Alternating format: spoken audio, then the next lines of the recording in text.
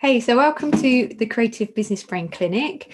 This is number 3 in the series, and today I'd like to welcome Arjuna, and we're going to be talking to lots of different designers and creative people about their businesses, and we're going to talk about spreading awareness of things that are working, things that they're struggling with, and just to help people really in general in the creative world to improve what they're doing and help them make progress while there's tough times around at the moment. So hi Arjuna, it's lovely to talk to you. It's good to talk to you too. I just want to start off really with a bit of an overview, if that's okay, so that everybody knows a little bit about you and the kind of work that you do at the moment. Yeah. My name's Arjuna. I'm currently a digital marketing specialist at a small little marketing agency down here where we specialize in marketing for orthodontists.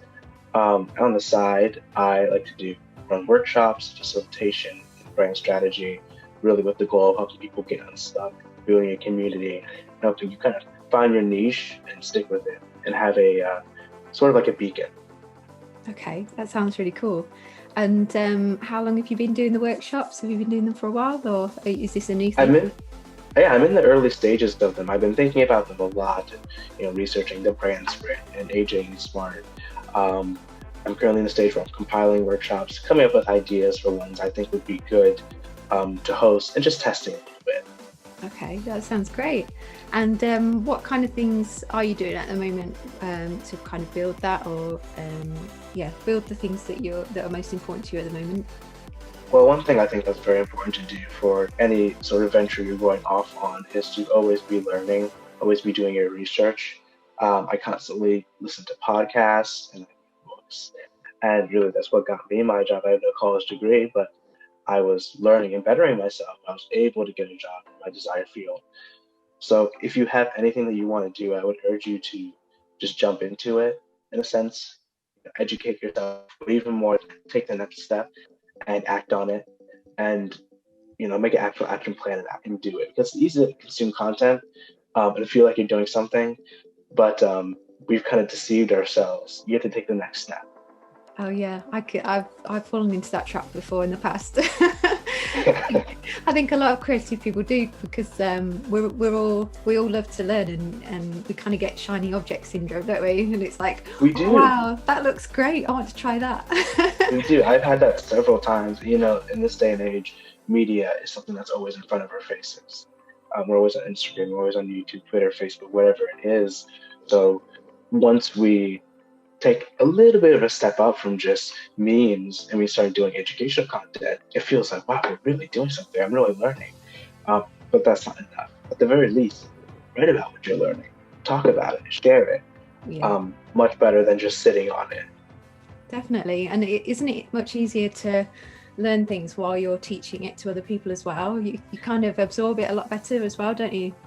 Yes, and I've always thought when I have something in here, it's yes, my thoughts make sense to me, but they're still kind of abstract. But once I force myself to speak them, it forces it into something that's concrete. So you really have to think about, okay, is what I'm saying doesn't make sense. Can this person understand it? Is there actual merit to what I'm saying? So always try and whatever you learn, say it back to somebody and see if you can articulate it properly. And that is you learning it and practicing being a good speaker, summarizing and drawing information out, key information. Yeah, fantastic. Good tips. Thank you. So at the moment then, are there any things that you're kind of struggling with? What kind of stage are you at with your workshops? I'm in a very, very early stage where I'm mostly just thinking about it. One thing I do struggle with is accountability. I've joined some coaching workshops to help me, or some coaching programs rather, to help me with that, where it's a community where we all gather together and just set goals. But definitely accountability is the biggest hurdle for me. And, COVID's going on. Most of our friends in, the design space are usually remote. I don't know many people near me who have the same passion. So it's hard when it's just you alone in your room and, oh, I can do whatever I want right now. Like we said, social media, we're all addicted to it. So definitely accountability. Yeah, definitely. And there's, like we said before, there's so much in social media, and there's so many distractions, aren't there? There's so many things that Yeah. you could be doing.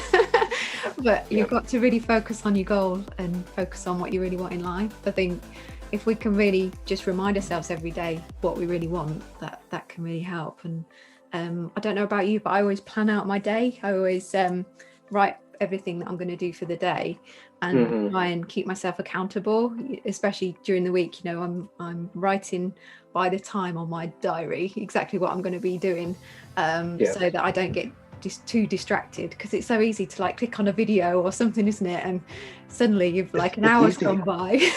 Well, the thing is, like next thing I know, I'm like, wait a minute, I was on social media for 30 minutes and I haven't even done anything. And you immediately, it's in and out. You forget whatever you just saw. It has no value really in a sense. Yeah, yeah.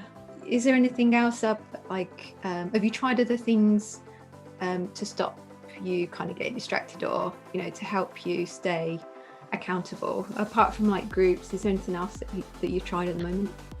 Yeah, I try and just put my phone away, which is very hard to do. Simple action like that. Um, just I'm do not disturb, turn it off. If preferable, block out time. Say, okay, during this hour, I'm going to do this thing instead of, oh, like I'm going to work today. Really set like a solid timeline of what you're going to be doing. And a friend of mine, he ran a workshop series a few weeks ago, and he said, um, you mentioned time blocking a lot. His name's Costas, and he said that if you are, going to play video games, if you're going to watch TV, that's great. Block that time out along with your work time so that you're on an actual schedule. And because it's so easy to lose control of time. It's Yeah. so easy, and that's how you, in a sense, control time. How you take charge of your day and what you're doing. So that's definitely been a benefit of me. Um, Motivation is another thing, and just sort of discipline. It's easy when you know to do all these things, but it's like, I don't really feel like doing it. Yeah. Do you ever And reward yourself or anything like that? Sometimes I've always thought that I try and do the difficult things first. I always, mm, if I'm thinking or dreading to do something, pushing myself out of my comfort zone or whatever it is that I'm kind of not really looking forward to doing, I try and do that first and then do all the other things after, because then it's like your reward. The things that are fun, that you really enjoy doing, I do after, because that's like, oh, I deserve it now.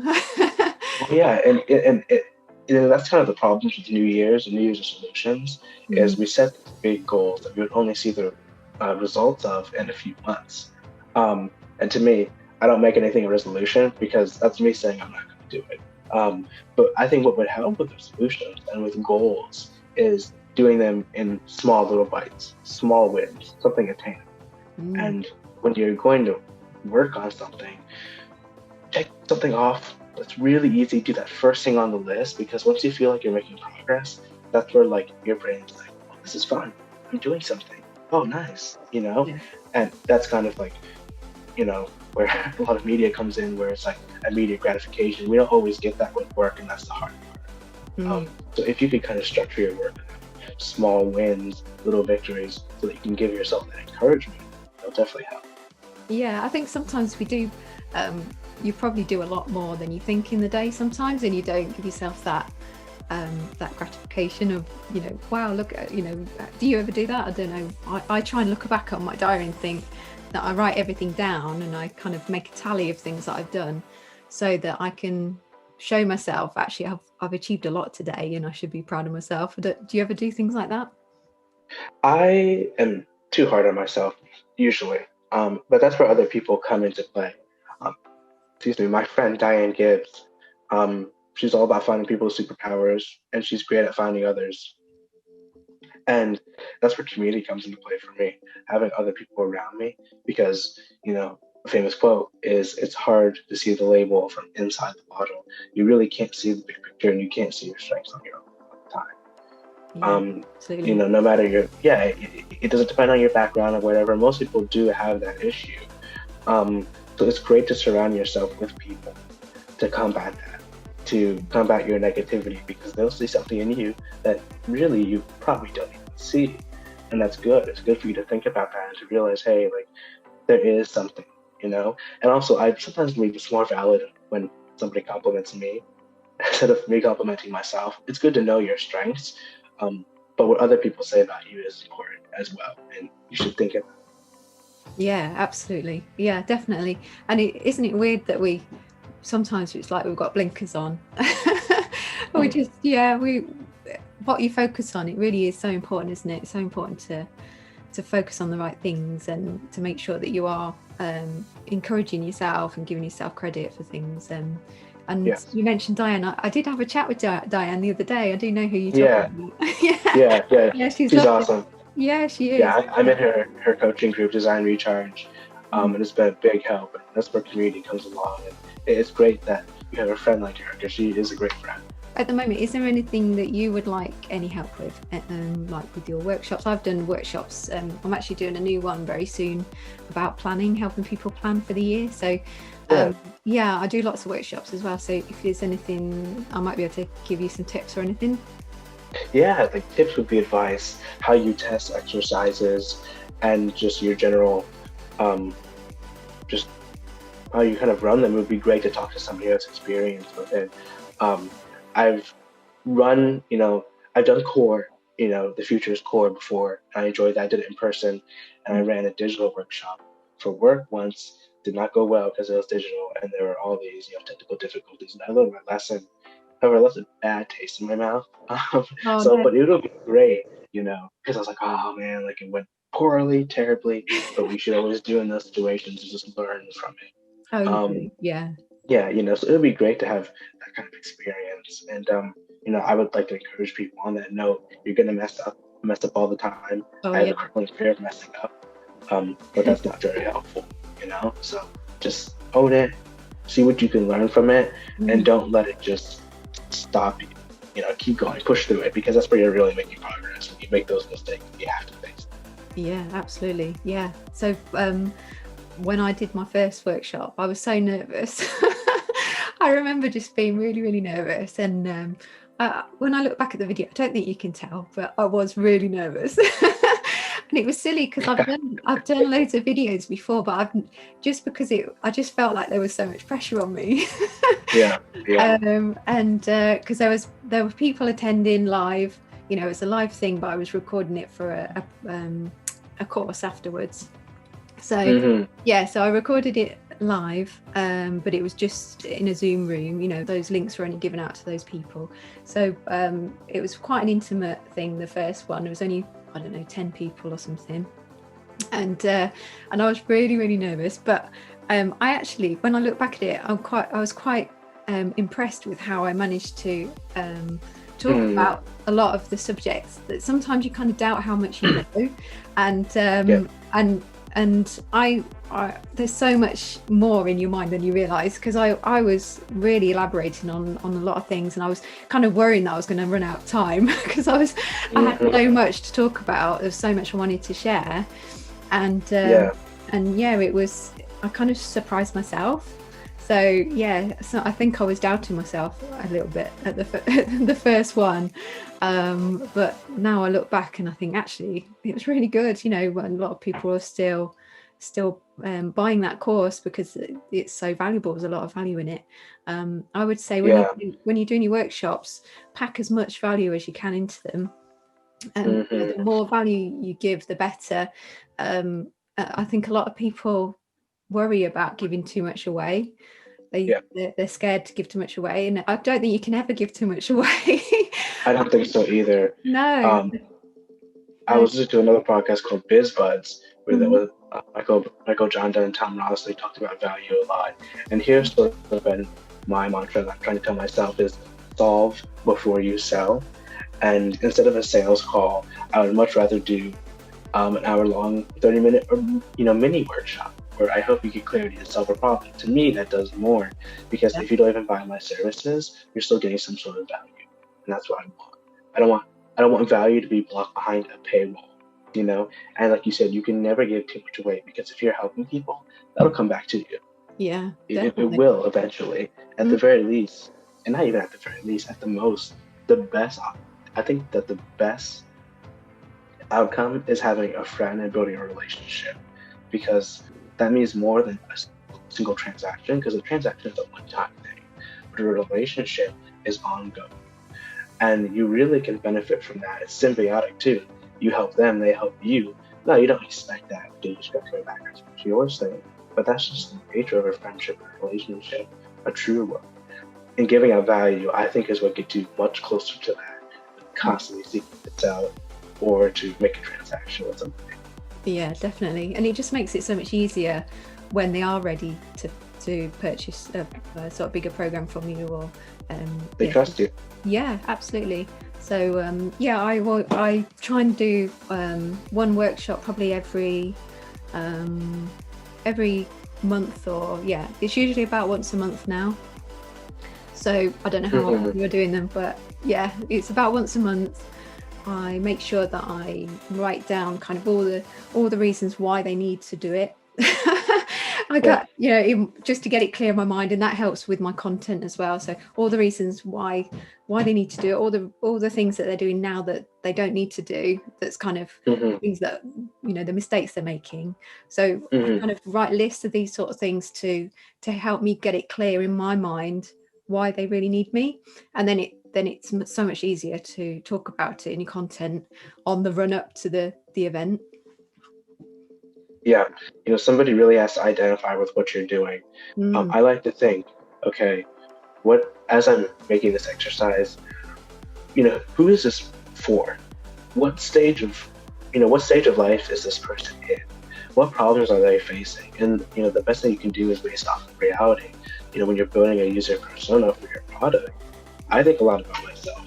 How when I had no direction, it's easy for me to get in my own head, and because of that, my dreams end up dying. So what I needed was a community and somebody to help me draw out my strengths, to brainstorm, to block my time, to get direction essentially. And that's the person I would like to be for somebody else. So you need to have a clear snapshot of who you're trying to target. And like you said, that validates what you're doing when you ask yourself those questions, and they know exactly why they should go with you. Absolutely. Yeah. I think sometimes people they kind of get shell shocked in a way. They kind of get stuck not knowing what to post about, or what, how to promote it. They're worried about talking about themselves. A lot of people don't like talking about themselves, or telling people that they're good, or they worry about how to promote themselves in a way that doesn't sound like they're really big-headed. It's hard. And sometimes their focus is probably a little bit off, because they're probably thinking too much about themselves and not about their ideal client. So that might be the problem for some people. They might be just like a little bit too thinking about themselves too much, as in I want to do a good job, and I want to, it's kind of like putting the pressure on them rather than just focusing on the problem of the other person. Because if you do that, you really relate to them, because you're talking directly to them, and that's a lot more effective. Yeah, it's all about shifting your focus on that other person. One thing I try and tell myself, and I tell other people, it can sound harsh, but it's rather blunt, is nobody thinks about you as much as you think about you. Like, nobody is thinking about me. So just like, forget about it. Don't stress about it. And I get self-conscious a lot. But if you focus on that person, really, that's what's important. And if you're constantly trying to help them, if you're listening to them, they're not going to think if you stuttered or if you forgot what you're saying for 5 seconds. No, they're going to see that, you're trying to help them. And, when people say, they get imposter syndrome, a lot of people are trying to say, oh, fake it till you make it. I'd rather say, believe it till you achieve it.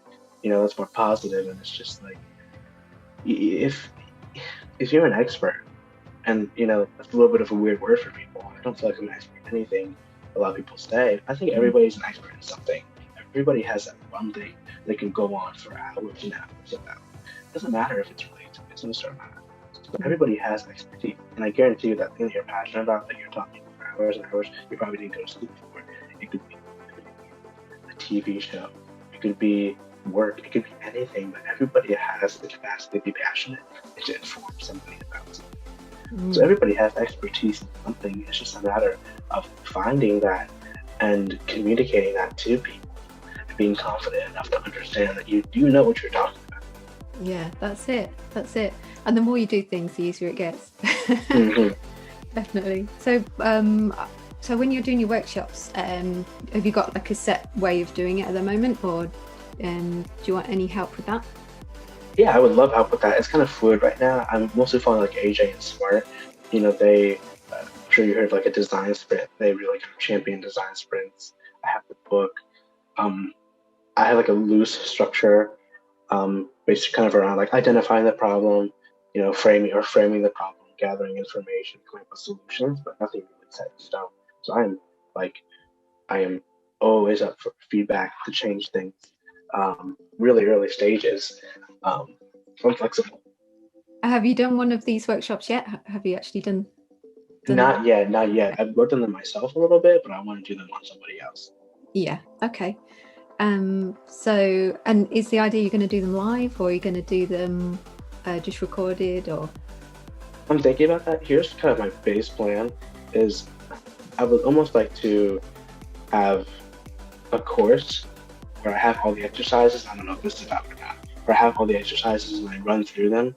So even if you can't, but I also want to have like a coaching group where one-on-one or in a group we all do these exercises together. That would be like a higher price point. But if you can't afford that, I don't want you to miss out. So I would almost have this course where I run through the exercises and I encourage you, hey, find somebody to do these with. Or at least if you get the course, you have access to this Facebook community or something along those lines. Yeah. Um, I like to do one-on-one workshopping or coaching. I would like to do a sales call each week, advertise a free workshop where you can just come and you can learn about brainstorming and problem solving. People come in and join, they get added to my email list, and then I just mention offers or this course or my coaching group or whatever it may be, just to kind of get them in, but to provide them value before they even have to buy anything. So that's Okay. like my thought process a little bit. Yeah. It's Are a bit those, hazy. are those more like a masterclass, I guess? Like Yeah, like a master class it could be. Mhm. A master class, and then there's like the separate course or exercises so you can still benefit from those. I thought of each week posting like, oh, a weekly exercise I just come up with and share, just like as I'm coming up with exercises, I can always share them. If it's a help for somebody, that would be great. Just to build that community, again, giving value. Yeah, excellent. Very good. That's exciting. So when I do my workshops, I started doing them just this year. Just started doing them because I thought I wanted to use them a little bit of a way of testing what people really want. Hmm.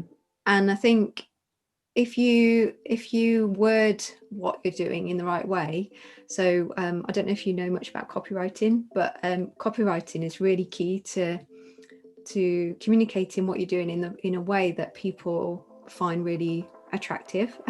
Mhm. And even very short posts, those Facebook posts where you can have like a coloured background, it's just really a short post where you're kind of Mhm. writing what you're thinking or something like that. But you can use those because they stand out, they're really effective. So I use those when I've got a new idea. So if I've got a new idea for a workshop, I'll write it in the sort of the least amount of words possible and in the most direct way I can think of, because Mhm. I want it to be people that are really aware of that problem.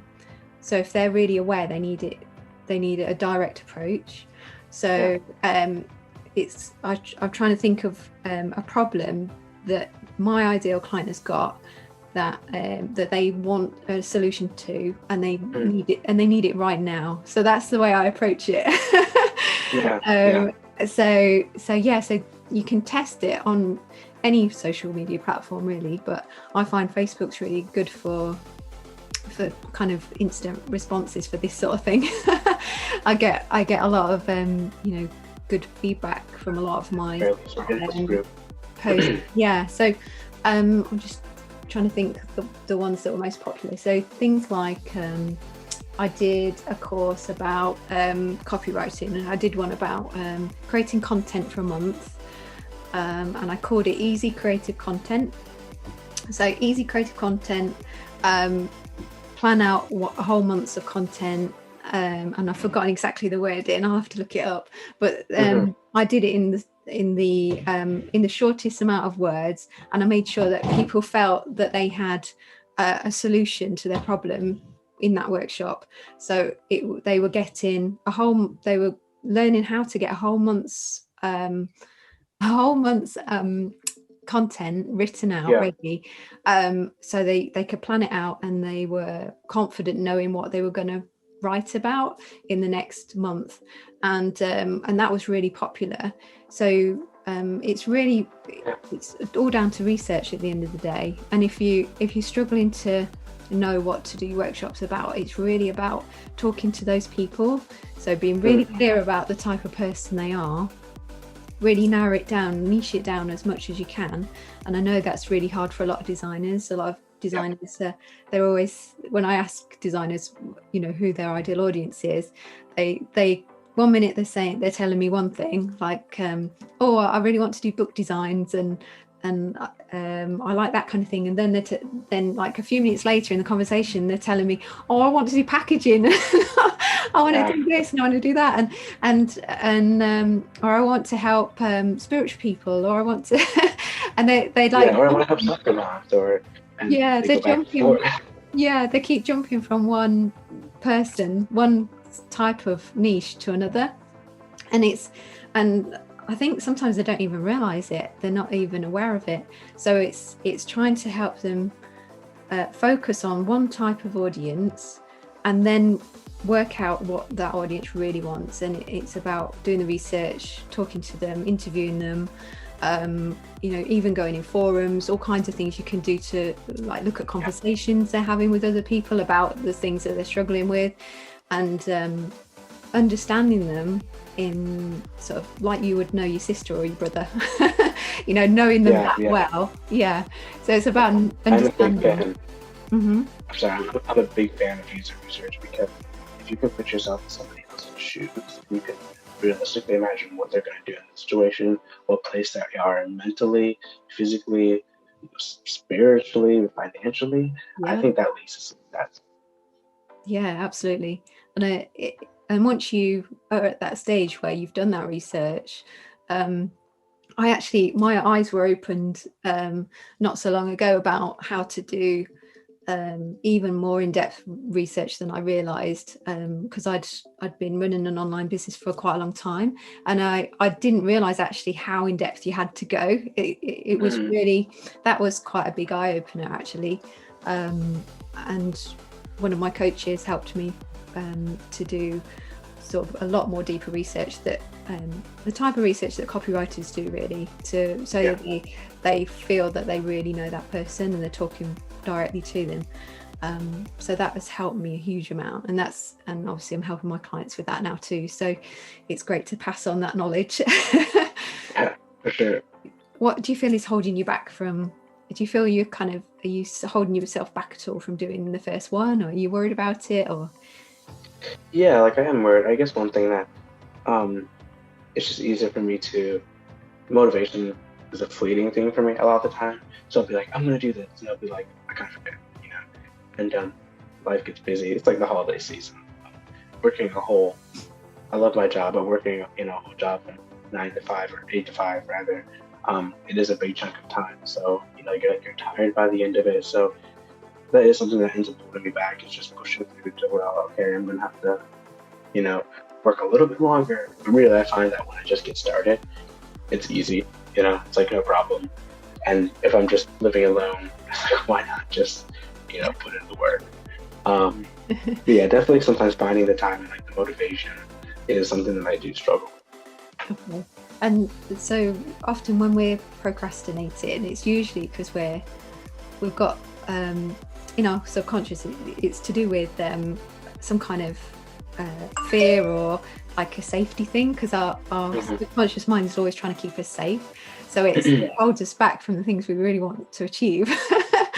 And because I used to help people with their mental health as well, and I learned a lot about the mind and how it works. And when you're kind of like the days and weeks are going by and you're still not really moving forward, you have to really sit down and sort of ask yourself some questions.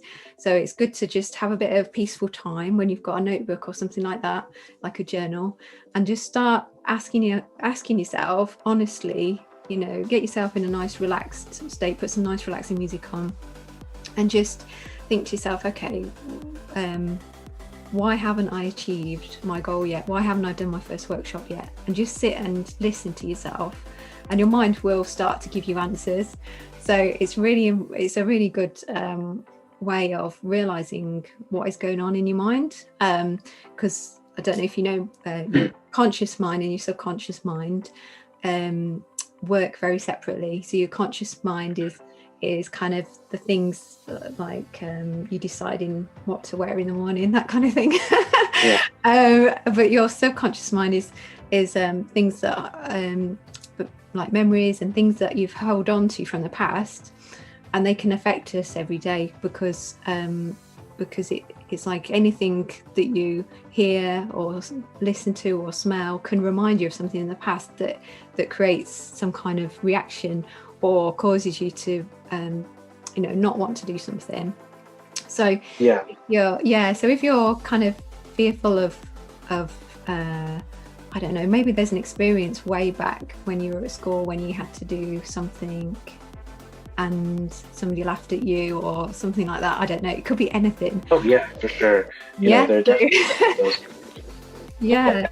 More and more I'm linking more and more I've been linking a lot of my behavior now to like things that have happened to me in the past. And it's like, okay, that's what I think it's really cool that you say like sit down and write it down, because that's intentional, and that's kind of a big part of workshops is being intentional, and really kind of putting things to paper and writing it down. But yeah, really, like there are so many little things in my life I'm like, oh, like I do this because that happened to me, and it's a matter of like understanding that really helps you. It helps you make progress and move forward. It does. Yeah, it does. So I would definitely do that if you feel that you're still holding yourself back from. Yeah, I'll definitely do that. Yeah. So I would ask yourself, why haven't I done my first workshop yet? What am I worried about? What am I scared of? Or what am I scared of? What do I think is going to happen? If it happened, would it be the end of the world? Often when we look at things in a factual way, because like truth and facts, our own truth is different from the facts. Okay, so if you think about what your truth is around something, so you believe this is going to happen, the facts are, even if that happened, it's not the end of the world, it doesn't matter. So you can start to realize that it's not as big as your mind is making it out to be, and that big scary monster isn't even real. Yeah, so we definitely inflate things and make them much worse than absolutely. Yeah, absolutely. So I hope that's helped you today. Is there anything that you want to talk about? No, I just want to say, thank you for talking to me, and also it's really great to hear about what you're doing and the advice that you give and the help that you do give. And it's been great just being able to talk about workshopping, exercises, and how to be intentional with what you do. Excellent. Well, really, it's been lovely to meet you, and very grateful for you to spending some time with me on Saturday. So yeah, thank you very much, and I'm sure your workshop's going to be amazing, and I hope you're going to tag me and let me know when your first one is. Yeah. Excellent. Cool. So I'm going to hold you accountable now. Please do. That's exactly what I need. Okay, I'll be looking out for it. Okay. Okay, thank you very much. Yeah, thank you.